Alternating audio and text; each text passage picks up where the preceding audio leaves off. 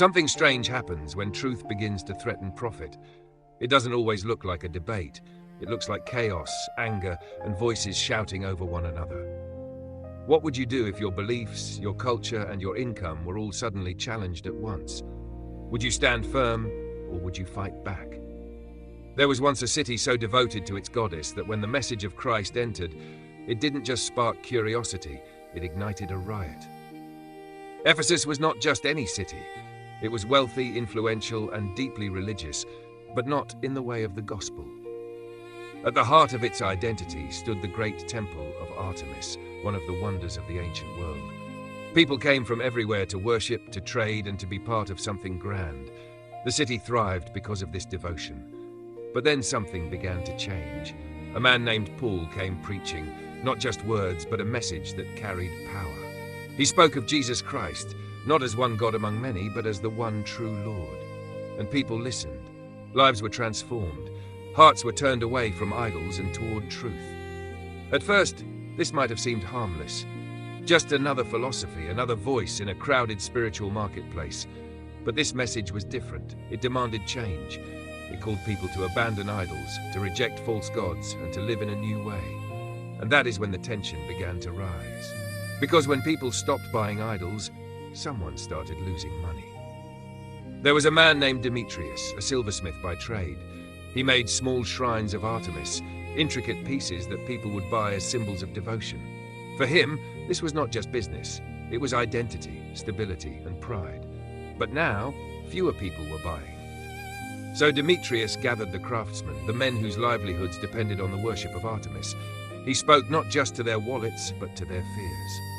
Men, he said, you know we receive a good income from this business, and you see and hear how this Paul has convinced many people that gods made by human hands are no gods at all. Notice what he did. He didn't just frame it as a financial problem. He made it personal, cultural, spiritual. There is danger, he warned, not only that our trade will lose its reputation, but also that the temple of the great goddess Artemis will be discredited. Fear spread quickly. Because now this wasn't just about money, it was about identity, tradition, and honor. And fear, when it spreads, rarely stays quiet. The crowd began to shout, "Great is Artemis of the Ephesians!" Over and over, louder and louder. The city was thrown into confusion. People rushed into the streets, not even fully understanding what was happening. Some joined the crowd simply because others were shouting. Have you ever noticed how easily people get swept into noise? How quickly truth gets drowned out when emotions take over? This is what happened in Ephesus.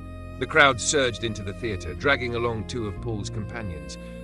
It wasn't about justice anymore. It was about rage. A city once known for order was now driven by chaos. Paul wanted to step in. He wanted to face the crowd, to speak truth into the storm. But the disciples wouldn't let him. Even some officials in the city, who were his friends, urged him not to risk his life. Because this wasn't a discussion anymore, it was a mob.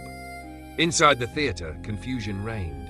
Some were shouting one thing, some another. Most didn't even know why they were there. Think about that. A massive crowd, filled with anger, yet lacking clarity. That's the power of collective fear and misinformation. It creates noise without understanding. At one point, a man named Alexander was pushed forward to speak. But when the crowd realized he was Jewish, they shouted even louder, "Great is Artemis of the Ephesians!" For about 2 hours, the chant continued. 2 hours of noise. 2 hours of resistance. 2 hours of refusing to listen. It's a powerful image, isn't it? People so determined to protect what they believe that they won't even consider truth. And yet this moment reveals something deeper. The riot wasn't really about Artemis. It wasn't even about Paul. It was about what happens when truth confronts a system built on illusion. Because idols, whether made of silver, stone, or ideas, always demand protection. They cannot defend themselves, so people defend them. And when those idols are threatened, the response is often fear and then anger. But truth is different. Truth doesn't need a mob. Truth stands, even when the world shouts against it. Eventually, a city clerk stepped in. He was a voice of reason in the middle of chaos. He reminded the people that Ephesus was already known as the guardian of Artemis. There was no real threat that needed this kind of reaction. "If there are complaints," he said, "the courts are open." In other words, this is not the way.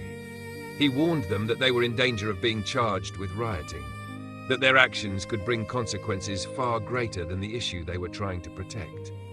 And slowly, the crowd began to calm, the shouting faded, the chaos settled, the riot ended, not because the truth was silenced, but because the noise could not sustain itself forever. And this is where the lesson becomes clear. The message of Christ did not fail in Ephesus. In fact, the riot itself proved its impact, because no one riots over something that has no power. No one gathers thousands of voices to shout against something insignificant. The reaction of the city revealed the strength of the message. It was changing lives, it was shifting culture, it was challenging deeply rooted systems, and that is what truth does. It disrupts, it exposes, it transforms. But not everyone welcomes transformation. Some resist because it threatens their comfort. Some resist because it challenges their identity. Some resist because it touches their livelihood. And some resist simply because others are resisting. But here's the question for us today. When truth confronts us, how do we respond? Do we listen, or do we join the noise? It's easy to look at the crowd in Ephesus and think, I wouldn't do that. But the reality is, we all face moments where truth challenges something in our lives. It might not be a carved idol, but it could be pride, it could be habits, it could be beliefs we've held for years. And when those things are confronted, the reaction inside us can look a lot like that crowd, defensive, loud, unwilling to hear. But the invitation of the gospel is different. It doesn't force, it calls, it doesn't shout over us, it speaks to us, and it asks us to choose. Paul didn't need to fight the crowd.